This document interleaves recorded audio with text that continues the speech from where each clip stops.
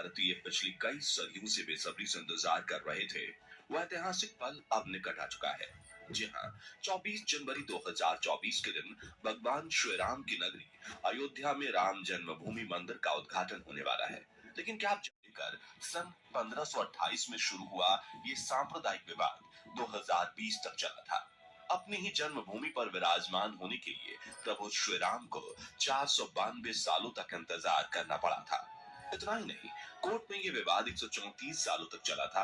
इसके लिए 10 लाख से ज्यादा पन्ने स्कैन करने पड़े थे। जी हाँ, आप बिल्कुल सही सुन रहे हैं। 100-200 नहीं, बल्कि पूरे 10 लाख पन्ने स्कैन करने पड़े थे। और भारत की सबसे बड़ी अदालत सुप्रीम कोर्ट के इतिहास का यह दूसरा सबसे लंबा चलने वाला केस था, जिसमें करीबन 40 दिन सुनवाई चली थी। तो आज हम राम मंदिर के इसी चुनौती से भरे इतिहास पर एक नजर डालेंगे और भगवान श्री राम के जन्म, उनके सुपुत्र कुश द्वारा बनाए गए पहले राम जन्मभूमि मंदिर, सूर्य वंश की 44 पीढ़ियों तक चली इस मंदिर की भव्यता और मुगलों द्वारा मंदिर को नष्ट करने की पहली कोशिश से लेकर बाबरी मस्जिद के विवाद की शुरुआत तक हर पहलू से जुड़े फैक्ट्स आपके सामने रखेंगे। तो पूरा वीडियो जरूर देखिएगा और भगवान श्री राम के भक्तों, वीडियो को लाइक जरूर कर दीजिएगा।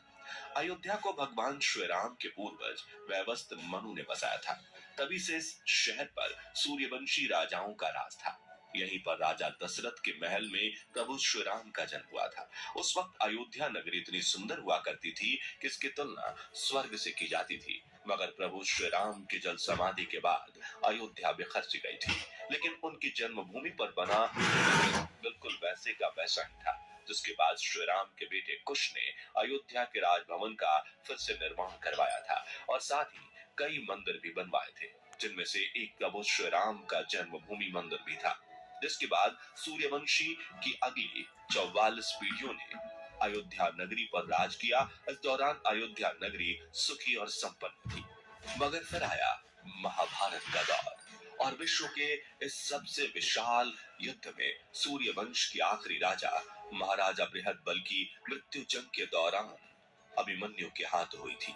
जिसके बाद अयोध्या का बुरा दौर शुरू हुआ और राजभवन के साथ प्रभु श्री राम की जन्मभूमि मंदिर भी जर्जर होने लगी। मगर ईसा के करीब 100 वर्ष पूर्व उज्जैन के चक्रवर्ती सम्राट विक्रमादित्य अयोध्या पहुंचते हैं और सरयू नदी के किनारे एक पेड़ के नीचे विश्राम करने बैठते हैं। उस वक्त अयोध्या में सिर्फ घना जंगल था, मगर विक्रमादित्य को वहां दिव्य शक्ति महसूस होती है और वो आसपास के संतों से इस इलाके के बारे में पूछते हैं। तभी वो संत महात्मा सम्राट विक्रमादित्य को बताते हैं कि ये प्रभु श्री राम की जन्मभूमि अयोध्या नगरी है, जो कि महाराज बृहदबल की मृत्यु के बाद पूरी तरह से जर्जर हो चुकी है। तभी सम्राट विक्रमादित्य काले रंग के कसौटी पत्थर वाले 84 खंभों पर राम जन्मभूमि मंदिर का फिर से निर्माण करवाते हैं। साथ ही यहाँ राजमहल, कुएं और कई अन्य मंदिरों का निर्माण भी करवाते हैं, जिससे अयोध्या नगरी एक बार फिर चमक उठती थी। अब विक्रमादित्य के बाद कई राजाओं ने इस मंदिर की देखरेख की और समय समय पर सुधार कार्य करवाना जारी रखा। मगर 1120 में कन्नौज के राजा जयचंद ने मंदिर के स्तंभों पर सम्राट विक्रमादित्य के इंस्क्रिप्शंस को उखड़वाकर अपना नाम लिखवा दिया। हालांकि पानीपत युद्ध के बाद राजा जयचंद का शासन भी समाप्त हुआ। इस दौरान भारत पर मुगलों के आक्रमण बढ़ गए थे, जो न सिर्फ बड़े बड़े राज्यों को हथियाने की कोशिश में लगे हुए थे, बल्कि काशी, मथुरा और अयोध्या जैसे समृद्ध राज्यों में भी लगातार लूटपाट कर रहे थे, मंदिर तोड़ रहे थे और पुजारियों की हत्या तक कर रहे थे। मगर 14वीं सदी तक वो अयोध्या के राम मंदिर को तोड़ने में सफल नहीं हो पाए थे। बताया जाता है कि सिकंदर लोधी के शासनकाल के दौरान ही यहाँ मंदिर मौजूद था, मगर फिर 14वीं सदी में मुगलों ने हिंदुस्तान पर कब्जा कर लिया और लाखों हिंदुओं की भावनाओं से जुड़े राम जन्मभूमि मंदिर को नष्ट करने की काफी कोशिश की और आखिर में साल 1528 में वो इस पावन मंदिर को तोड़ने में सफल रहे, जहां उन्होंने अपनी बाबरी मस्जिद के ढांचे को खड़ा किया था। दरअसल 1528 में मुगल साम्राज्य के संस्थापक बाबर ने ही इस मस्जिद के निर्माण का आदेश दिया था। तब से लेकर अयोध्या नगरी में इस जमीन को लेकर दो धर्मों के बीच के विवाद की शुरुआत हुई थी। जो 1528 से लेकर 2020 तक करीबन 492 साल तक चला और इस विवाद को दुनिया के इतिहास का सबसे लंबा विवाद। शासन के दौरान हिंदुओं को मंदिर के लिए पास की भूमि एक चबूतरे के रूप में सौंपी गई थी, मगर फिर मुगल के सबसे क्रूर शासक औरंगजेब ने अपने पूर्वज बाबर की याद में यहाँ भव्य मस्जिद बनवाकर उसे बाबरी मस्जिद नाम दे दिया। लेकिन हिंदू धर्म के मुताबिक बाबरी मस्जिद के इन तीनों गुंबजों के नीचे ही भगवान श्री राम की जन्मभूमि थी और मुगलों का यहाँ मस्जिद बनाना एक अपराध था। इसी वजह से साल 1853 में इस भूमि को लेकर पहला सांप्रदायिक दंगा शुरू हुआ, जिसे रोकने के लिए उस वक्त भारत को अपने कब्जे में करने की कोशिश में लगी ब्रिटिश गवर्नमेंट बीच में आती है और ब्रिटिशर्स कहते हैं जिसमें मस्जिद के अंदर के हिस्से को मुसलमान और बाहर के चबूतरे के हिंदू इस्तेमाल कर लेंगे। इस तरह 1859 में ये मामला बाहरी रूप से शांत हुआ, लेकिन अंदरूनी रूप से लोगों में अब भी गुस्सा था, जिसके बाद 1885 में पहली बार ये मामला अदालत पहुंचता है, जब महंत रघुवीर दास चबूतरे में पूजा निर्माण के लिए मंदिर बनाने की मांग करते हैं, लेकिन उनकी मांग खारिज कर दी जाती है और अपनी ताकत के बल पर अंग्रेज इस मुद्दे को शांत करवा देते हैं। खैर 1947 में भारत को अंग्रेजों की हुकूमत से आजादी मिलती है, जिसके 2 साल बाद 1949 में बाबरी मस्जिद और राम मंदिर को लेकर असली विवाद की शुरुआत होती है। दरअसल 23 दिसंबर 1949 के दिन मस्जिद के मुख्य हिस्से में भगवान श्री राम की मूर्ति पाई जाती है, जिसे हिंदू एक चमत्कार मान रहे थे और उनका कहना था कि भगवान श्री राम यहाँ खुद प्रकट हुए हैं, जबकि मुस्लिम कम्युनिटी ने यह आरोप लगाया कि रात के समय में किसी ने चुपके से मूर्ति वहां रख दी थी।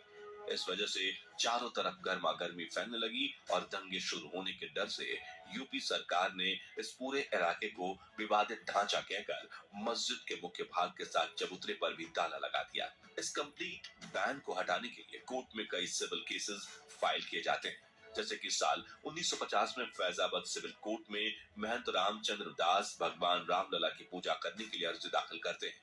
फिर 1959 में निर्मोही अखाड़ा ने पूरे इलाके को अपने अंडर में लेने की अर्जी दाखिल की, जिसके 2 साल बाद 1961 में सुन्नी वक्फ बोर्ड तीसरी अर्जी दाखिल करके कहते हैं कि बाबरी मस्जिद का मालिकाना हक हमें मिलना चाहिए और यहाँ से मूर्ति हटा देनी चाहिए। तब ये केस सालों तक कोर्ट में चलता रहा और इसी बीच 1984 में विश्व हिंदू परिषद ने एक कमेटी बनाई और बाबरी मस्जिद को हटाकर मंदिर बनाने की मांग की। अब 1986 में फैजाबाद कोर्ट के जज एम के पांडे ने हिंदुओं के हित में फैसला सुनाते हुए उन्हें इस इलाके में पूजा करने की अनुमति दे दी, जिससे नाराज होकर मुसलमानों ने अपनी बाबरी मस्जिद एक्शन कमेटी बनाई। अब धीरे धीरे मामला और ज्यादा गर्म होने लगा। 1990 में मिनिस्टर लाल कृष्ण आडवाणी ने गुजरात के सोमनाथ से अयोध्या तक रथ यात्रा निकाली, जिससे दंगों की शुरुआत हो जाती है और आडवाणी जी को बिहार में गिरफ्तार कर लिया जाता है, जिसके अगले साल उत्तर प्रदेश में कल्याण सिंह की सरकार भी ब्रिटिशर्स की तरह ही पूरे इलाके को अपने कब्जे में ले लेती है। फिर आता है 6 दिसंबर 1992 का दिन, जब बीएचपी और शिवसेना समेत दूसरे संगठनों के लाखों कार्यकर्ता अयोध्या पहुंचते हैं और बाबरी मस्जिद के विवादित ढांचे को गिरा देते हैं, जिससे देश भर में सांप्रदायिक दंगे भड़क जाते हैं और 2000 से ज्यादा लोग भी मारे जाते हैं।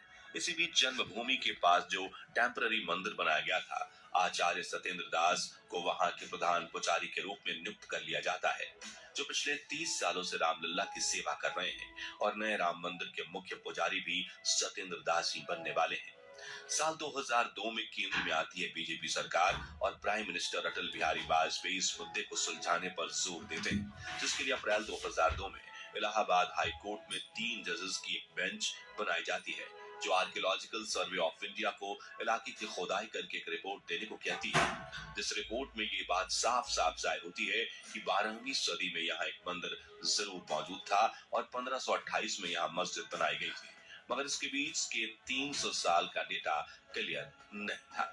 लेकिन इससे ये बात जरूर साबित होती है कि मंदिर को गिराकर ही मस्जिद बनाई गई थी, जिस पर कई साल चर्चा करने के बाद साल 2010 में इलाहाबाद कोर्ट ये फैसला सुनाती है कि विवादित इलाके को सुन्नी वक्फ बोर्ड, रामलला विराजमान और निर्मोही अखाड़े के बीच 3 बराबर हिस्सों में बांट दिया जाए। मगर 2011 में सुप्रीम कोर्ट अयोध्या विवाद पर इलाहाबाद कोर्ट के फैसले पर रोक लगा देती है। दोस्तों, फरवरी 2016 में सुब्रमण्यम स्वामी सुप्रीम कोर्ट में अयोध्या विवाद को लेकर केस फाइल करते हैं, लेकिन 2017 में सुप्रीम कोर्ट के जज के.एस. खेहर इस मुद्दे को कोर्ट के बाहर आपसी सहमति से सुलझाने की सलाह देते हैं।